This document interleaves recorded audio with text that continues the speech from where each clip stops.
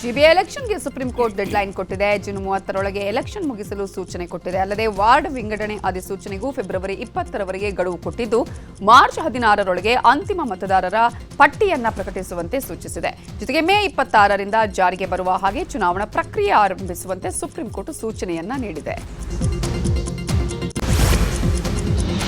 SSLC preparatory ಪ್ರಶ್ನೆ ಪತ್ರಿಕೆ ಸೋರಿಕೆ ಪ್ರಕರಣಕ್ಕೆ ಸಂಬಂಧಪಟ್ಟಂತೆ ಬೆಂಗಳೂರು ಉತ್ತರ ವಿಭಾಗ ಸೈಬರ್ ಪೊಲೀಸರು 8 ಮಂದಿಯನ್ನ ಬಂಧಿಸಿದ್ದಾರೆ. ಬಂಧಿತರಲ್ಲಿ ಬಹುತೇಕರು ಕಲಬುರಗಿ ಮೂಲದವರು ಅಂತ ತಿಳಿದು ಬಂದಿದೆ. ಕಲಬುರಗಿ ಮೂಲದ ಶಾಹಿದಾ ಬೇಗಂ, ಮೊಹಮ್ಮದ್ ಸಿರಾಜುದ್ದೀನ್, ಫರ್ಜಾನಾ ಬೇಗಂ, ಫರ್ಜಾನಾ ಬೇಗಂ, ತುಮಕೂರಿನ ಗಿರೀಶ್, ರಾಮನಗರದ ಅಮ್ಜದ್ ಖಾನ್ ಬಂಧಿತರು. ಸದ್ಯ ಬಂಧಿತರನ್ನ ವಿಚಾರಣೆ ಮಾಡಲಾಗ್ತದೆ. ಇನ್ನು ಇದೇ ವಿಚಾರವಾಗಿ ಮಾತನಾಡಿರುವಂತಹ ಕಮಿಷನರ್ ಸೀಮಂತ್ ಕುಮಾರ್ ಸಿಂಗ್, ಈಗಾಗಲೇ ಕೆಲವರನ್ನ ಬಂಧಿಸಿದ್ದೇವೆ, ಪೊಲೀಸರು ತನಿಖೆಯನ್ನು ಮಾಡ್ತಿದ್ದಾರೆ, ಪೇಪರ್ ಲೀಕ್ ಮಾಡಿದವರ ವಿರುದ್ಧ ಕ್ರಮ ಆಗಲಿದೆ ಅಂತ ಹೇಳಿದ್ದಾರೆ. ಕೆಲವು ನಮ್ಮವರು ಕೆಲವು ಮಾಹಿತಿದ ಆಧಾರ ಮೇಲೆ ಕೆಲವು ಅರೆಸ್ಟ್ ಮಾಡಿದ್ದಾರೆ. ಅವರು ಕ್ವೆಶ್ಚನ್ ಮಾಡಬೇಕು ಮತ್ತು ಅವರದ್ದು ಏನು ಪಾತ್ರ ಇದೆ ಅದ್ರ ಬಗ್ಗೆ ಇನ್ನು ಡಿಟೇಲ್ ಏನು ರೋಲ್ ಇದೆ ಅದ್ರ ಬಗ್ಗೆ ಇನ್ವೆಸ್ಟಿಗೇಷನ್ ನಡೀತಾ ಇದೆ. ಫಸ್ಟ್ ಕೆಲವ್ರ ಮಾಹಿತಿ ಆಧಾರ ಮೇಲೆ ಈ ಸದ್ಯಕ್ಕೆ ಕೆಲವ್ರಿಗೆ ನಾವು ಪಿಕಪ್ ಮಾಡಿದ್ದೀವಿ. ಅವ್ರದ್ದು ಏನು ಪಾತ್ರ ಇದೆ ಮತ್ತು ಅವ್ರ ಇಂಟರ್ನ್ ಯಾರ ಜೊತೆಗೆ ಶಾಮೀಲಾಗಿದ್ದಾರೆ ಮತ್ತು ಆಫೀಸಿಂದ ಅಥವಾ ಪ್ರೈವೇಟ್ ಕಡೆಯಿಂದ ಯಾರ್ಯಾರು ಶಾಮೀಲಿದೆ ಎಲ್ಲರಿಗೂ ನಾವು ಕ್ವೆಶ್ಚನ್ ಮಾಡಿ ಅವ್ರ ರೋಲ್ ಇದ್ದರೆ ಖಂಡಿತ ಅವ್ರ ಮೇಲೆ ಕ್ರಮ ತಗೊಳ್ತೀವಿ. ರಾಮಮೂರ್ತಿ ನಗರದಲ್ಲಿ ಇಟಕ್ಕಿ ಯುವತಿಯ ಸಾವು ಪ್ರಕರಣದಲ್ಲಿ ಒಂದೊಂದೇ ಮಾಹಿತಿ ಹೊರಬರ್ತಾ ಇದೆ. ಆರೋಪಿ ಕರ್ನಲ್ ಕುರ್ರ ಇಟಕ್ಕಿ ಮೇಲೆ ಲೈಂಗಿಕ ದೌರ್ಜನ್ಯ ಎಸಗಿ ಕೊಲೆ ಮಾಡಿದ್ದಾನೆ ಎನ್ನಲಾಗ್ತಿದೆ. ರೇಪ್ ಕೇಸ್ ದಾಖಲಿಸಿಕೊಂಡು ಪೊಲೀಸರು ತನಿಖೆಯನ್ನ ಮಾಡ್ತಾ ಇದ್ದು, ಮರಣೋತ್ತರ ವರದಿ, ಎಫ್ಎಸ್ಎಲ್ ವರದಿ ಬಳಿಕ ವಿಚಾರ ತಿಳಿಯಲಿದೆ. ಇಟಕ್ಕಿ ಶರ್ಮಿಳಾ ಕೊಲೆ ಪ್ರಕರಣದ ಬಗ್ಗೆ ಪೊಲೀಸ್ ಕಮಿಷನರ್ ಸೀಮಂತ್ ಕುಮಾರ್ ಸಿಂಗ್ ಪ್ರತಿಕ್ರಿಯಿಸಿದ್ದಾರೆ. ಯುವತಿ ಸಾವಿನ ಬಗ್ಗೆ ಅನುಮಾನ ಇತ್ತು, ಹೀಗಾಗಿ ಪೊಲೀಸರು ತನಿಖೆ ನಡೆಸಿ ಕೆಲವು ಸ್ಯಾಂಪಲ್ಸ್ ಅನ್ನ ಎಫ್ಎಸ್ಎಲ್ಗೆ ಕಳುಹಿಸಿದ್ರು. ತನಿಖೆ ವೇಳೆ ಪಕ್ಕದಲ್ಲೇ ಇದ್ದ ಯುವಕನ ಮೇಲೆ ಅನುಮಾನ ಬಂದಿದ್ದು, ಆತನನ್ನ ವಿಚಾರಣೆ ನಡೆಸಿದಾಗ ಆತನೇ ಕೊಲೆ ಮಾಡಿರುವುದು ಗೊತ್ತಾಗಿದೆ. ಸದ್ಯ ವಿಚಾರಣೆ ಮುಂದುವರೆದಿದೆ ಅಂತ ಹೇಳಿದ್ದಾರೆ.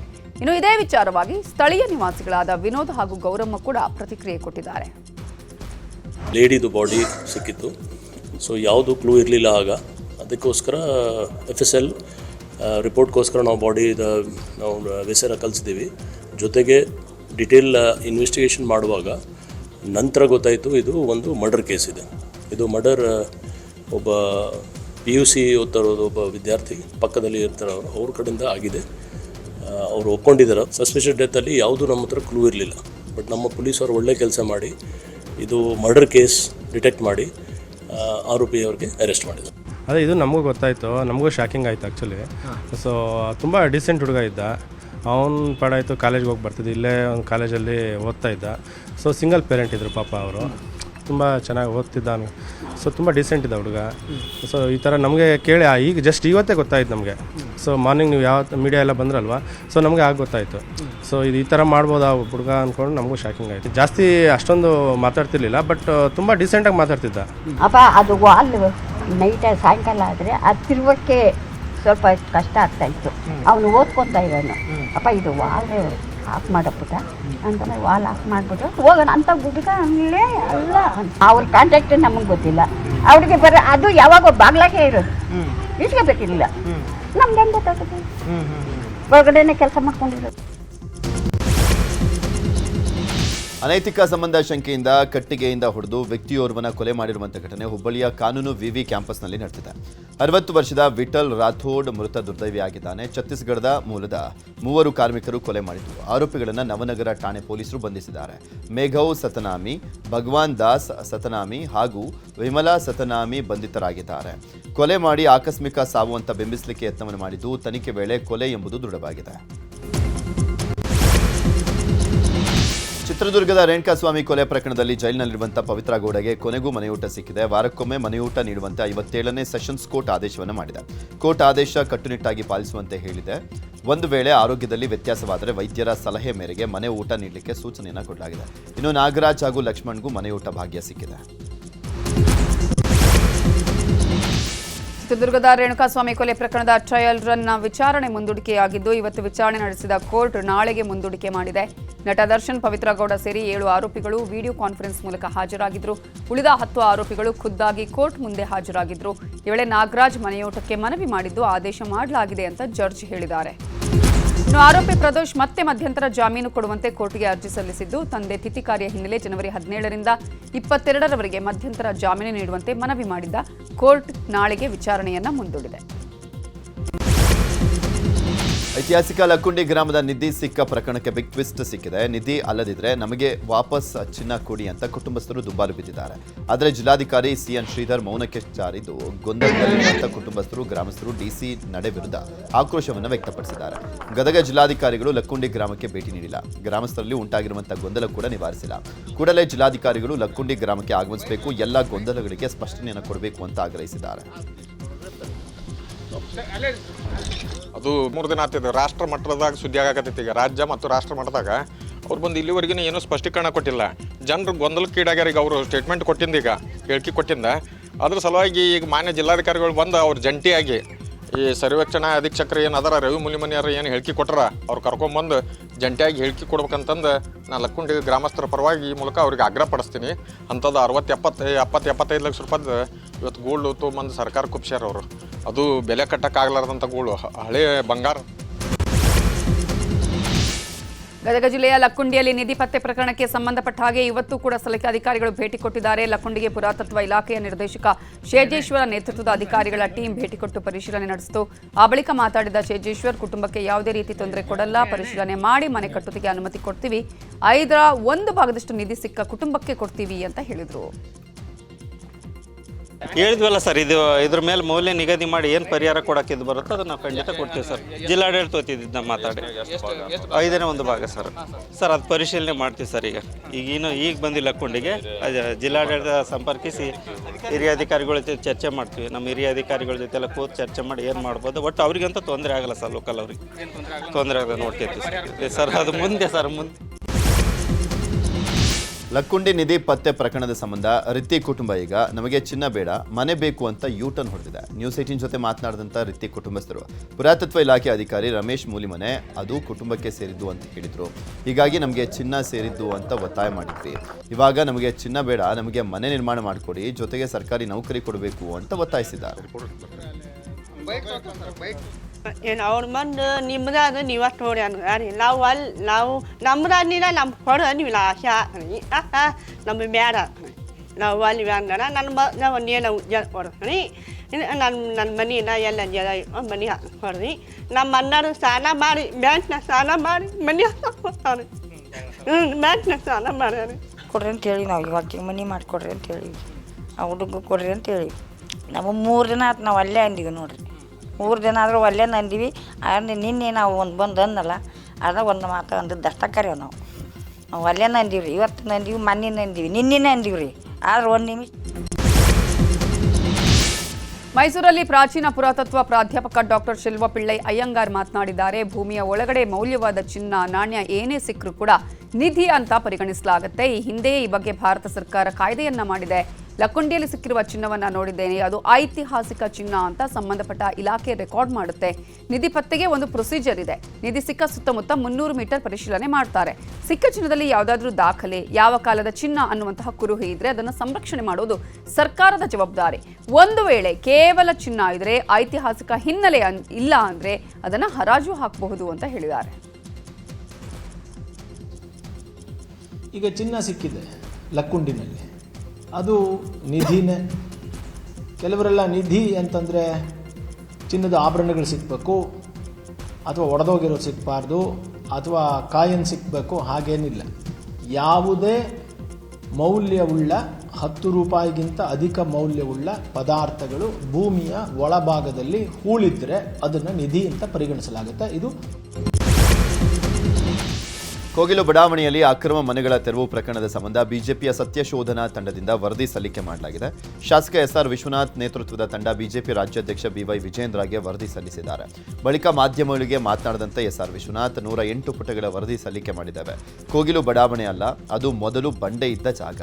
ಅಲ್ಲಿ ಕಾಂಗ್ರೆಸ್ನವರು ಮನೆ ಕಟ್ಟಿಸೋಕೆ ಶುರು ಮಾಡಿದ್ರು. ಘನತ್ಯಾಜ್ಯ ಘಟಕದ ವಿಲೇವಾರಿಗೆ ಮೀಸಲಿಟ್ಟಿದ್ದಂಥ ಜಾಗವಾಗಿತ್ತು. ಹೀಗಾಗಿ ಜಿಬಿಎ ಅವರು ಜಾಗ ತೆರವು ಮಾಡಿದ್ರು. ನಾನು ಸಂಶೋಧನೆಗೆ ಹೋದಾಗ ಅಲ್ಲಿದ್ದಂಥ ಬಾಂಗ್ಲಾ ವಲಸಿಗರನ್ನ ಬೇರೆಡೆ ಕಳಿಸಿ ಅಕ್ಕಪಕ್ಕದ ಮುಸ್ಲಿಂ ಸಮುದಾಯದವರನ್ನ ತಂದು ಅಲ್ಲಿ ಬಿಟ್ಟಿದ್ರು. ನಾನು ಸ್ಥಳೀಯ ಮಟ್ಟದಲ್ಲಿ ದಾಖಲೆ ಸಂಗ್ರಹ ಮಾಡಿದ್ದೇವೆ ಅಂತ ಹೇಳಿದ್ದಾರೆ. ಅಂತ ಒಂದು ಕೋಗಲು ಬಡಾವಣೆ ಬಂಡೆ 99 ಸರ್ವೆ ನಂಬರ್ 2 ವರ್ಷಗಳಿಂದ ತಾತ್ಕಾಲಿಕ ಮನೆಗಳನ್ನು ಕಟ್ಕೊಂಡು ವಾಸ ಮಾಡ್ತಾ ಇದ್ರು. ಸರ್ಕಾರ ಅಂದರೆ ಅದು ಮೊದಲು ಬಂಡೆ ಜಾಗ, ಬಂಡೆ ಅಂದರೆ ಅದು 106 ಅಡಿ ಆಳದವರೆಗೂ ಕೂಡ ಬಂಡೆಯನ್ನು ತೆಗೆದಂಥ ಒಂದು ದೊಡ್ಡ ಬಂಡೆ ಜಾಗ, ಖರಾಬು. ಆ ಜಾಗದಲ್ಲಿ ಡೆಬ್ರಿಜನ್ ಹಾಕಿ ಮಣ್ಣು ಮುಚ್ಕೊಂಡು ಬಂದಿದ್ದರು.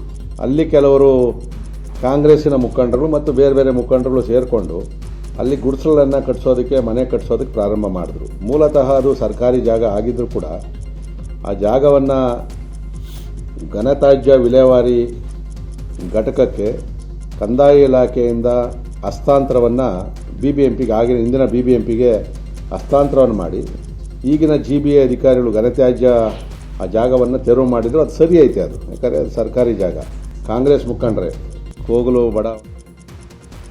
ಕೋಗಿಲು ಬಡಾವಣೆಯಲ್ಲಿನ ಅಕ್ರಮ ಮನೆಗಳ ವಿಚಾರವಾಗಿ ಇಂದು ಗವರ್ನರ್ ತಾವರ್ಚಂದ್ ಗೆಹ್ಲೋಟ್ನ ರಾಜ್ಯ ಬಿಜೆಪಿ ನಾಯಕರ ನಿಯೋಗ ಭೇಟಿಯಾಗಿದೆ. ವಿಪಕ್ಷ ನಾಯಕ ಅಶೋಕ್ ನೇತೃತ್ವದ ನಿಯೋಗ ಭೇಟಿ ನೀಡಿದ್ದು, ಭೇಟಿ ವೇಳೆ ದ್ವೇಷ ಭಾಷಣ ಬಿಲ್, ಬಳ್ಳಾರಿ ಬ್ಯಾನರ್ ಗಲಾಟೆ, ಕೋಗಿಲು ಅಕ್ರಮ ಮನೆಗಳ ತೆರವು ಸೇರಿದಂತೆ ಕೆಲ ಮಹತ್ವದ ವಿಷಯಗಳ ಬಗ್ಗೆ ಗವರ್ನರ್ ಗಮನಕ್ಕೆ ತಂದಿದ್ದಾರೆ. ನಮಗೆ ಮನೆ ಬೇಡ, ನಮ್ಮ ದುಡ್ಡು ವಾಪಸ್ ಕೊಡಿ ಅಂತ ರಾಜೀವ್ ಗಾಂಧಿ ವಸತಿ ನಿಗಮದ ಒಂಟಿ ಮನೆ ಫಲಾನುಭವಿಗಳು ಈಗ ಪ್ರತಿಭಟನೆ ನಡೆಸಿದ್ದಾರೆ. ಬೆಂಗಳೂರಲ್ಲಿ ವಸತಿ ನಿಗಮದ ಮುಂದೆ ಪ್ರತಿಭಟನೆ ಮಾಡಿದ್ದು 4-5 ವರ್ಷ ಕಳೆದರೂ ಇದುವರೆಗೂ ಮನೆ ಹಂಚಿಕೆ ಮಾಡಿಲ್ಲ. 10 ಲಕ್ಷದ ಮನೆಗೆ 5 ಲಕ್ಷ ಕಟ್ಟಿಸಿಕೊಟ್ಟಿದ್ದಾರೆ. ಉಳಿದಂತೆ 27 ಕೋಟಿ ರೂಪಾಯಿ GBAಯಿಂದ ವಸತಿ ನಿಗಮಕ್ಕೆ ವರ್ಗಾವಣೆ ಮಾಡಲಾಗಿದೆ. ಒಟ್ಟು 520 ಫಲಾನುಭವಿಗಳಿಗೆ ಮನೆ ಹಂಚಬೇಕಿದೆ. ಆದರೆ ಇಲ್ಲಿವರೆಗೂ ಮನೆ ಸಿಗದೆ ಫಲಾನುಭವಿಗಳು ಕಂಗಾಲಾಗಿದ್ದಾರೆ. ಈ ಕುರಿತು ಮಾತಾಡಿರೋ ಫಲಾನುಭವಿಗಳು 4-5 ವರ್ಷಗಳಿಂದ ಮನೆಗಾಗಿ ಕಚೇರಿಗೆ ಅಲೆಯುತ್ತಾ ಇದ್ದೀವಿ, ಇದುವರೆಗೂ ನಮಗೆ ಮನೆಗಳನ್ನು ಇವರು ಕೊಟ್ಟಿಲ್ಲ ಅಂತ ಆಕ್ರೋಶವನ್ನು ವ್ಯಕ್ತಪಡಿಸಿದ್ದಾರೆ. ಇದೇ ವಿಚಾರವಾಗಿ ವಸತಿ ನಿಗಮದ ವ್ಯವಸ್ಥಾಪಕ ನಿರ್ದೇಶಕ ಪರಶುರಾಮ್ ಕೂಡ ಪ್ರತಿಕ್ರಿಯಿಸಿದ್ದಾರೆ. ಇವತ್ತು ಬಂದ್ಬಿಟ್ಟು ಪೊಲೀಸ್ನವ್ರನ್ನ ಬಿಟ್ಬಿಟ್ಟು ನಮ್ಮ ಮೇಲೆ ಬೆದರಿಕೆ ಹಾಕ್ಸಿ ಇಲ್ಲಿ ಹೊರಗೆ ಇಲ್ಲ, ಕುರಂಗೆ ಇಲ್ಲ, ನೀವು ಹಚಿಕ್ ಹೋಗ್ಬೇಕು, ಇಲ್ಲಿಂದವಾ ದಯವಿಟ್ಟು ಹೋಗದೆ ಆದ್ರೂ ನಿಮ್ಮನ್ನ ಹೆಚ್ಚಿಗೆ ಹಾಕ್ತೀವಿ. ಎಲ್ಲಿಂದ ಬರ್ತಾರೆ ಅವ್ರಿಗೆ ಒಳಗಡೆ ತೀರ್ಮಾನ ಮಾಡಿ ಕಟ್ಟಿರೋ ಮನೆಗಳು ಕೊಟ್ಟು ನಾವು ಕಟ್ಟಿರೋ ಹಣನ ಅವತ್ತಿಂದ ತಿರುಗಿರೋ ಹಣನ ನಮ್ಮ ದುಡ್ಡನ್ನ ನಮ್ಗೆ ವಾಪಸ್ ಕೊಡಿಸ್ಬಿಡಿ. ಅವ್ರ ಮನೆ ನಮ್ಗೆ ಬೇಕಾಗಿಲ್ಲ. ಅವರು ಸರ್ಕಾರದವರು ಬಾಂಗ್ಲಾನೋ ಪಾಕಿಸ್ತಾನನೋ ಮತ್ತು ಹೊರಗಡೆಯಿಂದ ಬಂದವ್ರಿಗೆ ಅವ್ರು ಕೊಟ್ಕೊಳ್ಳಿ. ಅದಕ್ಕೋಸ್ಕರನೇ ಕಾಂಗ್ರೆಸ್ ಸರ್ಕಾರದವ್ರು ಕಟ್ತಿರೋದು. 10 ತಿಂಗಳಾಗಿದೆ 5-5 ಲಕ್ಷ ನಮ್ಮ ಅಕೌಂಟಿಗೆ ಬಂದು. ಅವತ್ತಿನಿಂದ ಕೇಳ್ತಾ ಇದ್ದೀವಿ. 2ನೇ ತಾರೀಕು ಇವ್ರ ಅಕೌಂಟಿಗೆ ದುಡ್ಡು ಹಾಕಿದ್ರು, ನಾವು 3ನೇ ತಾರೀಕು ನಾವು ಉಳಿದಿದ್ದ ದುಡ್ಡನ್ನು ನಾವು ಕಟ್ಟಿದ್ದೀವಿ ಸರ್.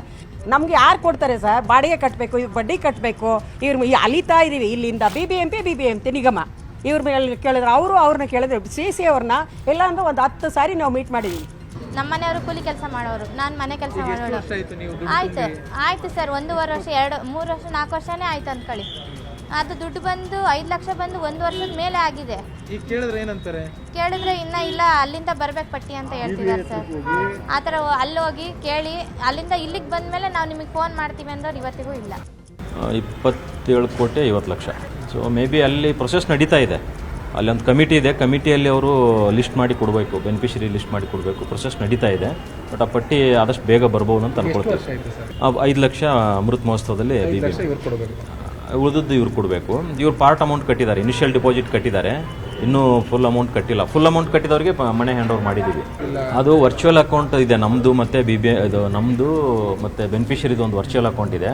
ವರ್ಚುವಲ್ ಅಕೌಂಟಲ್ಲಿ ಅವ್ರಿಗೆ ಮೆಸೇಜ್ ಹೋಗುತ್ತೆ, ಈ ಥರ ಅಮೌಂಟ್ ಬಂದಿದೆ ಅಂಥೇಳಿ ಅವ್ರಿಗೊಂದು ಮೆಸೇಜ್ ಹೋಗುತ್ತೆ. ಬಟ್ ಆ್ಯಕ್ಚುಯಲ್ ಅಮೌಂಟ್ ಅವ್ರಿಗೆ ಹೋಗೋದಿಲ್ಲ. ಆ್ಯಕ್ಚುಯಲ್ ಅಮೌಂಟ್ ನಮ್ಮ ಅಕೌಂಟಲ್ಲೇ ಇದೆ. ರಾಜ್ಯ ಕಾಂಗ್ರೆಸ್ನಲ್ಲಿ ಕುರ್ಚಿ ಫೈಟ್ ಬೆನ್ನಲ್ಲೇ ಸಂಕ್ರಾಂತಿ ಬಳಿಕ ದೆಹಲಿಗೆ ತೆರಳಿಕ್ಕೆ DK ಶಿವಕುಮಾರ್ ಮುಂದಾಗಿದ್ದಾರೆ. ಜನವರಿ 16ರಂದು ದೆಹಲಿಗೆ ಹೋಗಲಿದ್ದು ಅಸ್ಸಾಂ ಚುನಾವಣೆ ವೀಕ್ಷಕರ ಸಭೆಯಲ್ಲಿ ಭಾಗಿಯಾಗಲಿದ್ದಾರೆ.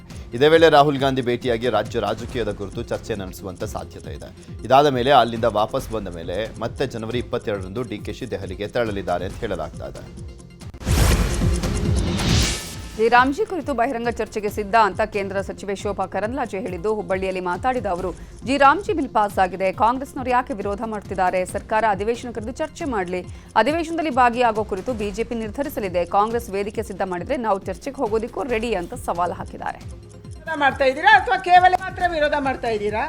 ಹೆಸರು ಚೇಂಜ್ ಆಯ್ತು ಅನ್ನುವ ಕಾರಣಕ್ಕೆ ಇದರಲ್ಲಿ ಯಾರ ಹೆಸರು ಇಲ್ಲ.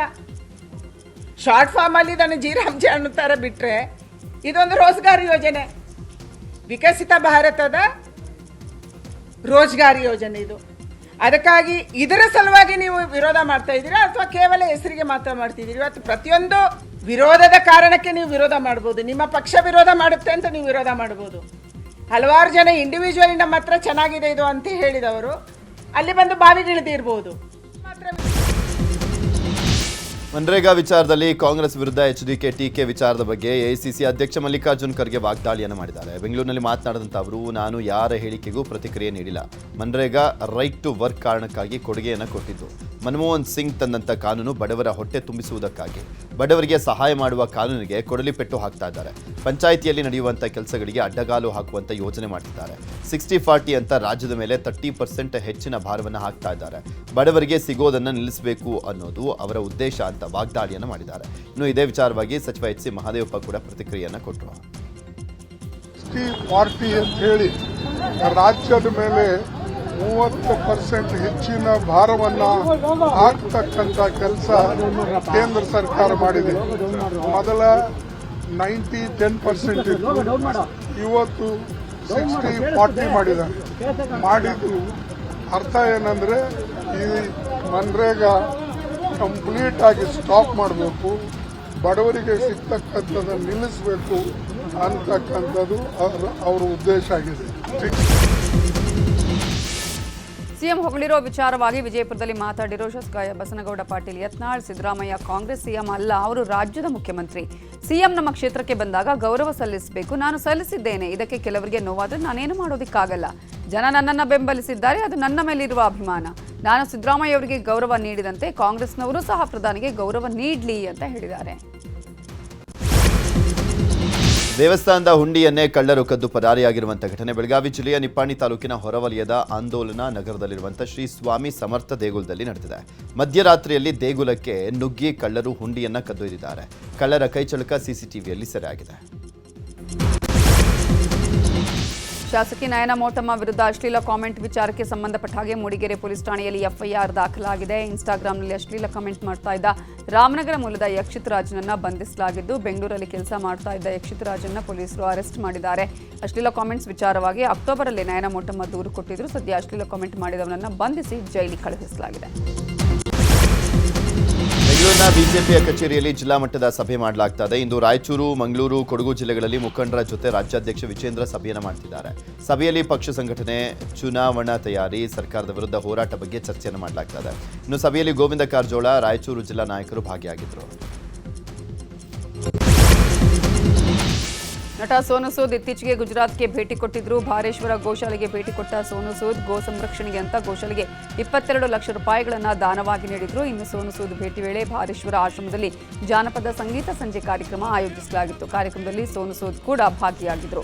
ಈ ವೇಳೆ ಕಾರ್ಯಕ್ರಮದಲ್ಲಿ ಗಾಯಕ ಕೀರ್ತಿದಾನ ಘಡವಿ ಹಾಗೂ ರಾಜ್ಬಾಗ್ ಘಡವಿ ಮೇಲೆ ಪ್ರೇಕ್ಷಕರು ಹಣ ಎರಚಿದ್ದಾರೆ. ಈ ದೃಶ್ಯ ವೈರಲ್ ಆಗಿದೆ.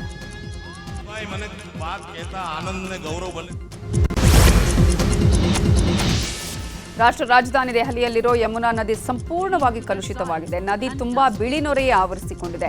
ನದಿ ನೀರು ಸಂಪೂರ್ಣ ಕಲುಷಿತವಾಗಿದ್ದು ವಾಸನೆ ಬರ್ತಾ ಇದೆ. ಕಾಳಂದಿ ಗುಂಜ್ ಘಾಟ್ನಲ್ಲಿ ಪ್ರತಿ ಭಾನುವಾರ ಪರಿಸರವಾದಿಗಳು ಸ್ವಚ್ಛತಾ ಕಾರ್ಯ ಮಾಡ್ತಾರೆ. ಆದರೂ ಕೂಡ ನದಿಯಲ್ಲಿ ವಿಷಕಾರಿ ಬಿಳಿ ನೊರೆ ತುಂಬಿಕೊಂಡಿದ್ದು ಮತ್ತಷ್ಟು ಕಲುಷಿತಗೊಂಡಿದೆ. ಇಂಡೋನೇಷ್ಯಾದಲ್ಲಿ ಭಾರಿ ಮಳೆ ಆಗ್ತಾ ಇದ್ದು ಪ್ರವಾಹ ಸೃಷ್ಟಿಯಾಗಿದೆ. ಸೆಂಟ್ರಲ್ ಸುಲಾವೇಸಿಯ ಡೊಂಗುಲಾ ರಿಜೆನ್ಸಿಯಲ್ಲಿ ನಿರಂತರ ಮಳೆಯಿಂದಾಗಿ ಪ್ರವಾಹ ಉಂಟಾಗಿದ್ದು ನಗರದ ತುಂಬೆಲ್ಲ ನೀರು ಆವರಿಸಿಕೊಂಡಿದ್ದು ಜನರು ಅಕ್ಷರಶಃ ನಲಿಗೆ ಹೋಗಿದ್ದಾರೆ. ಹಲವೆಡೆ ಮನೆಗಳೇ ಕೊಚ್ಚಿಕೊಂಡು ಹೋಗ್ತಾ ಇದ್ದು ಸಾಕಷ್ಟು ಹಾನಿ ಉಂಟಾಗಿದೆ.